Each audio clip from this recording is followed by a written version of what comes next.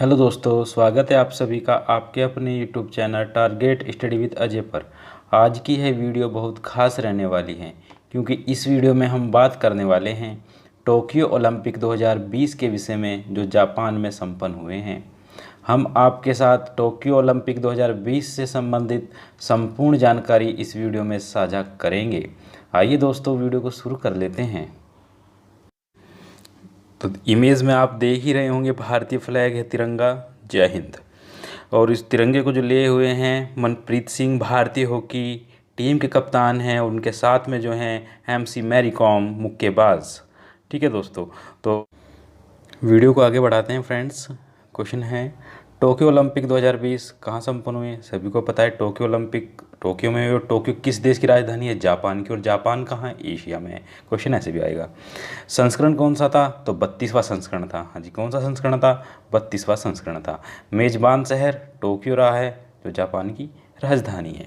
सम्मिलित राष्ट्र या कुल कितने देशों ने भाग लिया इसके अंदर ओलंपिक में? तो 205 देशों ने भाग लिया। ओवरऑल पूरी दुनिया में कितने देश हैं? 206 देश हैं। तो एक देश ऐसा है जिसने भाग नहीं लिया, तो उस देश का नाम क्या है? उत्तर कोरिया। आगे बात करते हैं, प्रतिस्पर्धाएं कितनी रही हैं? तो टोटल 33 खेल खेले गए हैं। हाँ जी, टोटल कितने खेल थे? 33 खेल थे। और इवेंट कितने थे इसके अंदर? 339। तो कैसे याद रखोगे? 33 और 9 लास्ट में कर देना।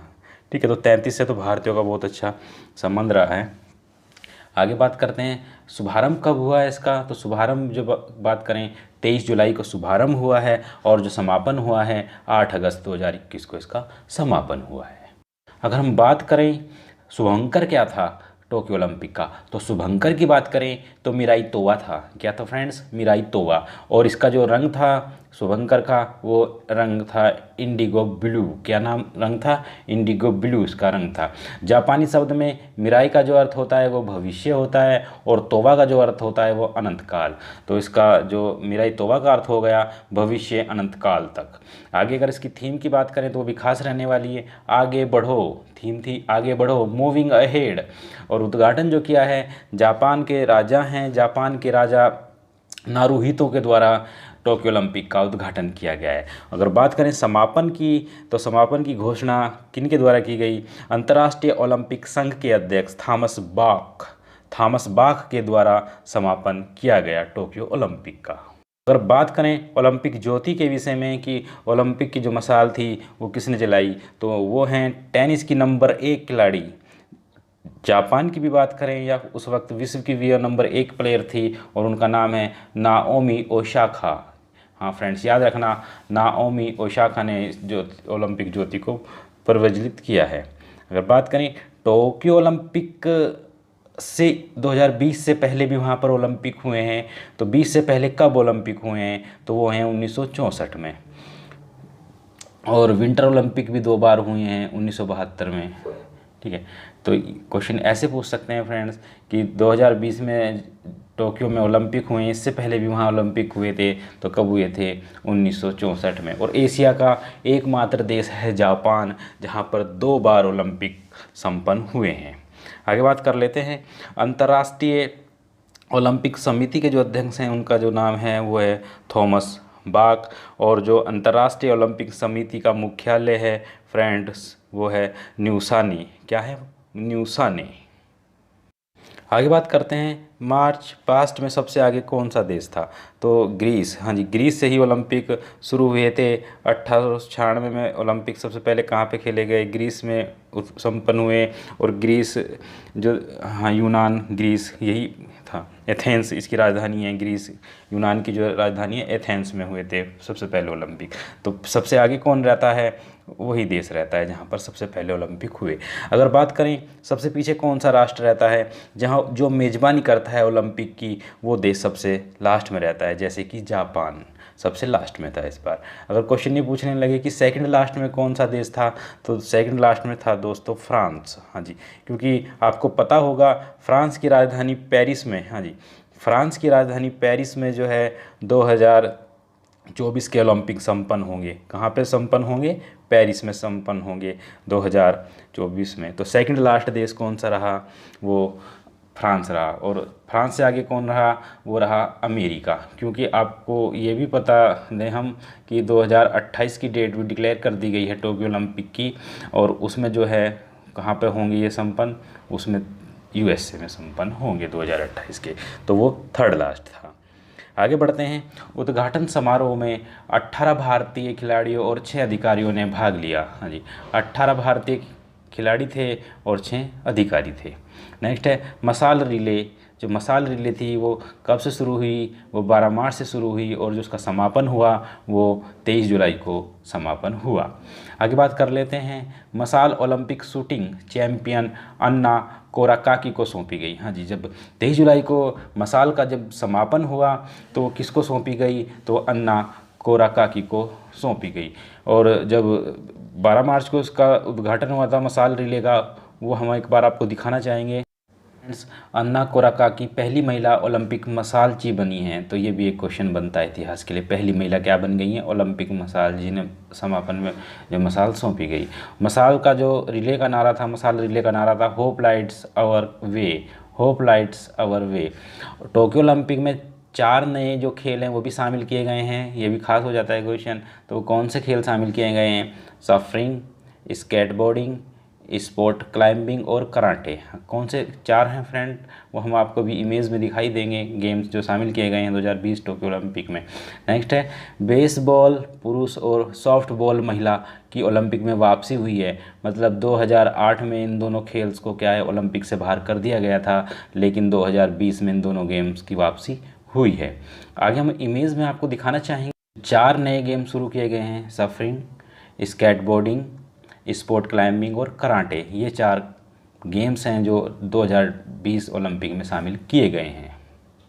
आगे बात करते हैं भारतीय ओलंपिक थीम सॉन्ग। हाँ जी, जो भारतीय ओलंपिक थीम सॉन्ग था वो कौन सा था, तो वो था तू ठान ले। हाँ जी, कौन सा थीम सॉन्ग था, तू ठान ले। और जो इसको गाया है, ये गाया है मोहित चौहान के द्वारा, और जो गीत लिखा गया है प्रार्थना गहिलोटे के द्वारा। हाँ जी, किसके द्वारा लिखा गया है, तू ठान ले गीत जो ओलंपिक समिति ने प्रस्तुत किया था, ये था प्रार्थना गहिलोटे के द्वारा इसको लिखा गया था।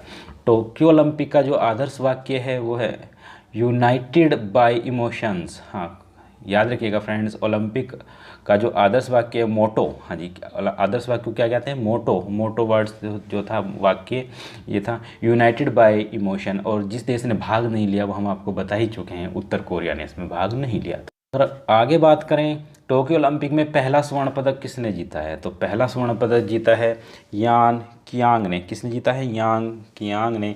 चीनी निशानेबाज हैं ये, और 10 मीटर एयर राइफल में इन्होंने ये पदक जीता है। दूसरे नंबर पे जो रहे हैं रूस के रजत पदक विजेता रहे हैं।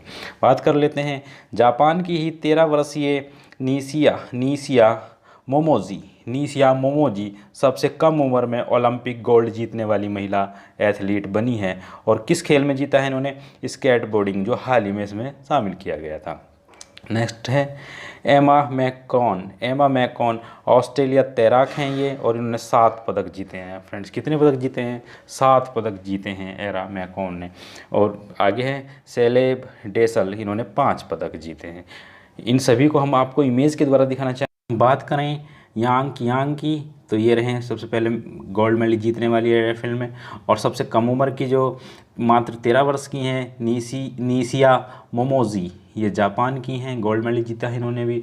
और 7 पदक जीत के रिकॉर्ड पदक बनाने वाली ऑस्ट्रेलिया की हैं ये, और इनका जो नाम है एमा मैकॉन। ठीक है फ्रेंड्स, आगे बढ़ते हैं।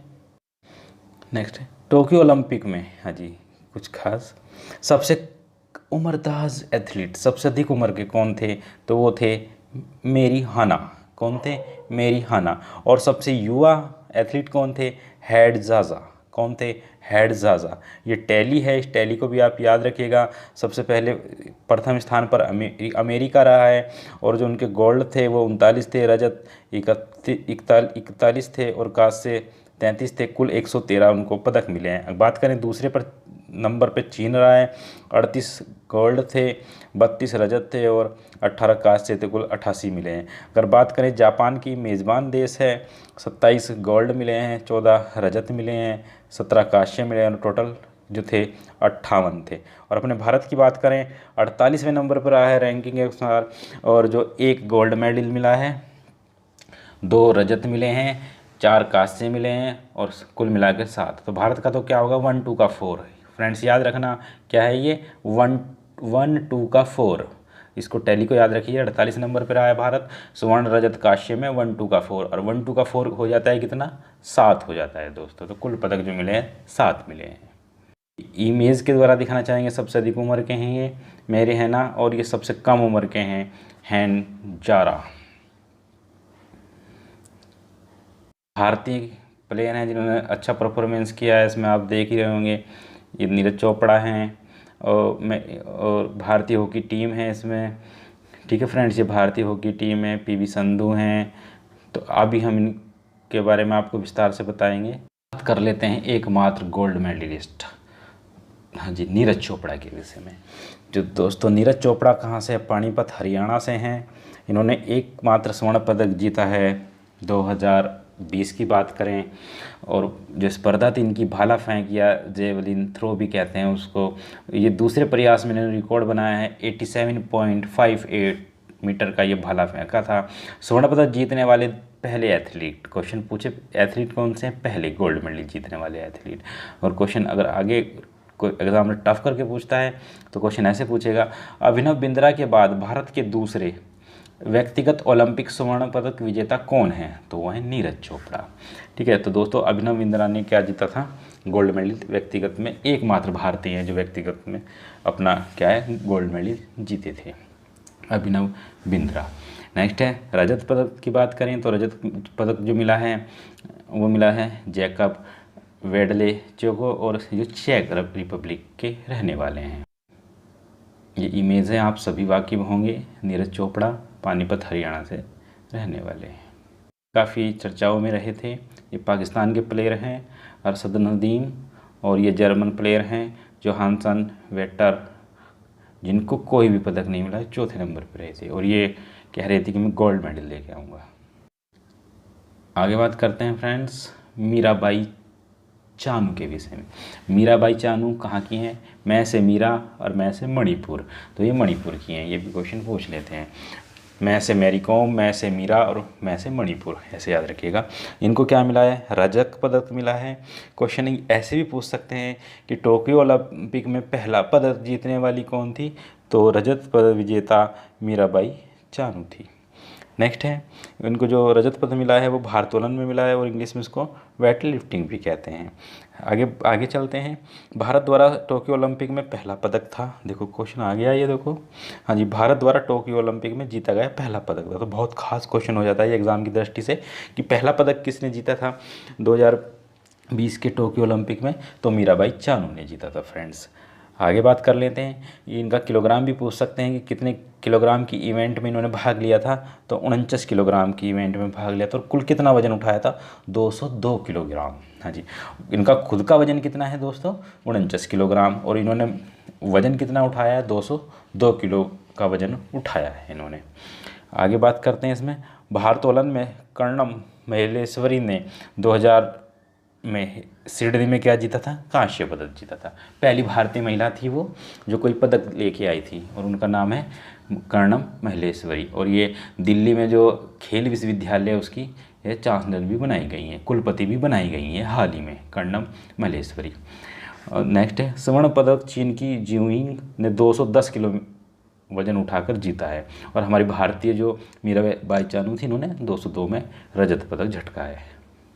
दिखाना चाहेंगे ये मीराबाई चानू कहाँ से है, मी से मीराबाई और कहाँ से, मणिपुर से। आगे बात कर लेते हैं रवि दहिया, हाँ जी, जो रवि दहिया हैं वो कहाँ के हैं, ये भी क्वेश्चन पूछ लेंगे। वो सोनीपत के हैं, वो हरियाणा, और इन्होंने भी क्या जीता है, रजत पदक जीता है। ये कुश्ती में जीता है, और कितने किलोग्राम में खेलेंगे, इनका खुद का वजन था 57 किलोग्राम, कुश्ती में इन्होंने क्या जीता है, रजत पदक जीता है। ठीक है फ्रेंड्स, आगे बात कर लेते हैं पीवी संधू, हैदराबाद तेलंगाना की रहने वाली हैं, कांस्य पदक जीता और बैडमिंटन खिलाड़ी, सभी को पता है। क्वेश्चन ये खास बनता है इनके लिए, व्यक्तिगत स्पर्धा में 2 ओलंपिक पदक जीतने वाली पहली महिला भारतीय, हाँ जी, व्यक्तिगत स्पर्धा में 2 ओलंपिक पदक जीतने वाली पहली भारतीय महिला खिलाड़ी? ये अच्छा क्वेश्चन बनता है एग्ज़ाम की दृष्टि से। सुशील कुमार 2 पदक जीतने वाले पहले पुरुष खिलाड़ी हैं, ये भी याद रखिएगा। ये रवि दहिया हैं जो सोनीपत के हैं, और ये पीवी संधू हैं जो तेलंगाना हैदराबाद से निवासी हैं। आगे बात करें, फिर है लवलीना बोरगोहेने। लवलीना है वो असम की रहने वाली हैं। इन्होंने कांस्य पदक जीता है, और वो कांस्य पदक जो जीता है मुक्केबाजी में जीता है, और 69 किलो वर्ग में, हाँ जी, इनका खुद का वेट कितना था, 69 किलो वर्ग में इन्होंने ये कांस्य पदक जीता है।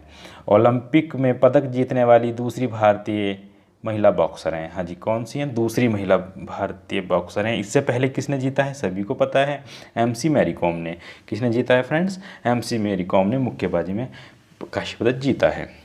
अगर हम बात करें बजरंग पुनिया के विषय में, तो ये झज्जर हरियाणा के निवासी हैं, और ये कांस्य पदक जीता है, और कुश्ती में भी जीता है इन्होंने, वो भी 65 किलो वर्ग में। ये काफ़ी खास हो जाता है कि इनके किलोग्राम पूछ लेते हैं, खुद का वजन कितना था, तो 65 किलोग्राम वर्ग में इन्होंने ये कांस्य पदक जीता है।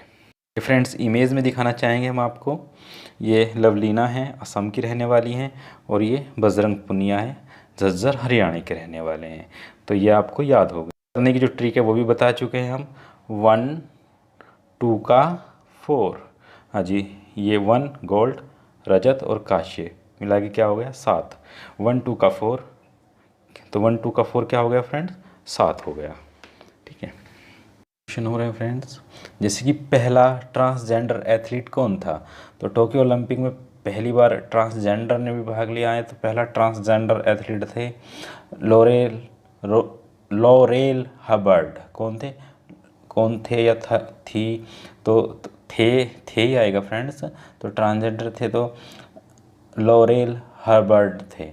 आगे बात कर लेते हैं, अशोक कुमार। हाँ जी, टोक्यो ओलंपिक में कुश्ती में एम्पायरिंग करने वाले एकमात्र भारतीय कौन है? अशोक कुमार। सुमित मलिक के विषय में भी याद रखिएगा।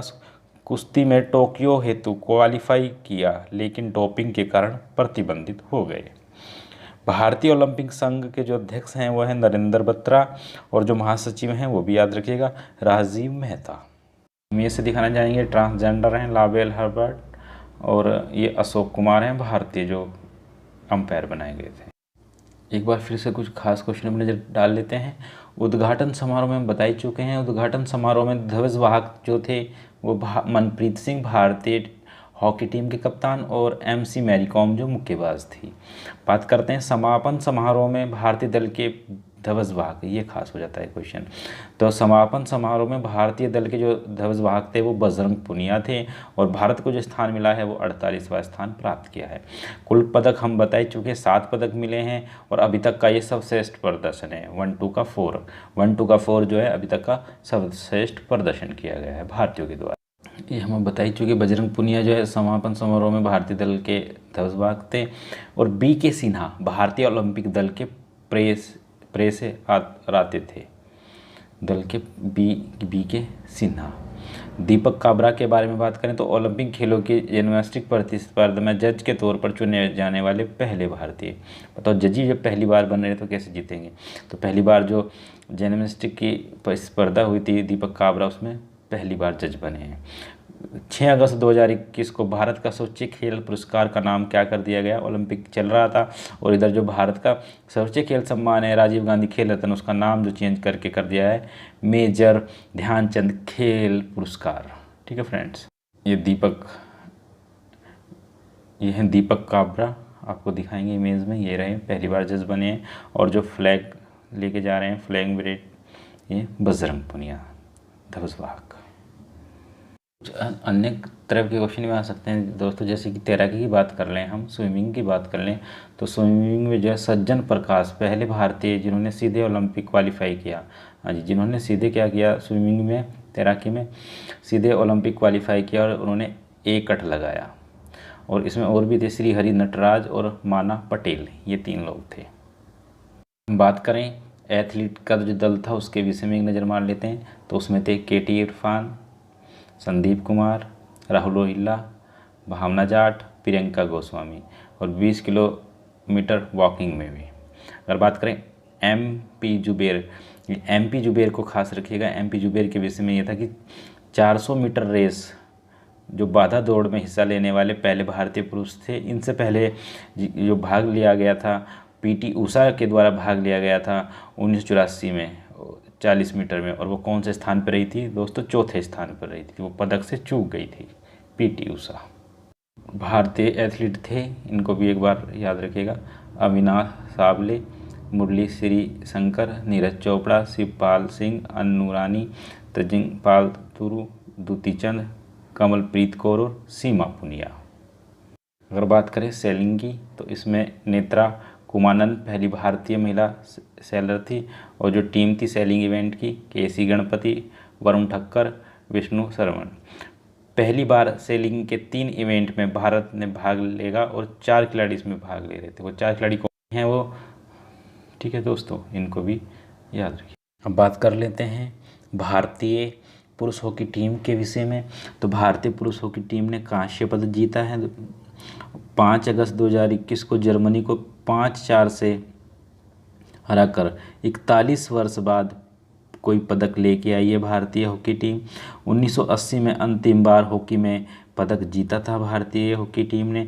बेल्जियम ने हॉकी में स्वर्ण पदक जीता है, अगर ये क्वेश्चन भी बनता है। इसमें दिखाना चाहेंगे दोस्तों, ये रही हमारी भारतीय पुरुष हॉकी टीम। पुरुष हॉकी टीम में जो प्लेयर हैं उनको भी एक नज़र में देख लेते हैं। मनप्रीत सिंह कप्तान, PR श्रीजेश गोलकीपर, हरमनप्रीत सिंह, रुपिंदर सिंह, सुरेंद्र कुमार, अमित रोहिदास, वीरेंद्र लाकरा, हार्दिक सिंह, विवेक सागर। कह सकता है कि ओलंपिक 2020 की जो टीम थी उसमें कौन सा प्लेयर नहीं था, तो उनको याद रख सकते हैं। नीलकांत शर्मा, सुमित वाल्मीकि, शमशेर सिंह, दिलप्रीत सिंह, गुरजंट सिंह, ललित उपाध्याय और मनदीप सिंह। ठीक है फ्रेंड्स, ये हॉकी टीम के हमारे प्लेयर थे कुल। भारतीय महिला हॉकी टीम ने भी अच्छा परफॉर्मेंस किया है, तो वो जो ओवरऑल रही वो 4थे स्थान पर रही और पदक से चूक गई थी। तो बात करें कांस्य पदक में ब्रिटेन से हार गई थी, ये याद रखिएगा। और नीदरलैंड ने इसमें महिलाओं की जो हॉकी हुई इसमें स्वर्ण पदक जीता है। पहली भारतीय महिला टीम पहली बार सेमीफाइनल में पहुंची है, ये भी इसमें याद रखिएगा फ्रेंड्स।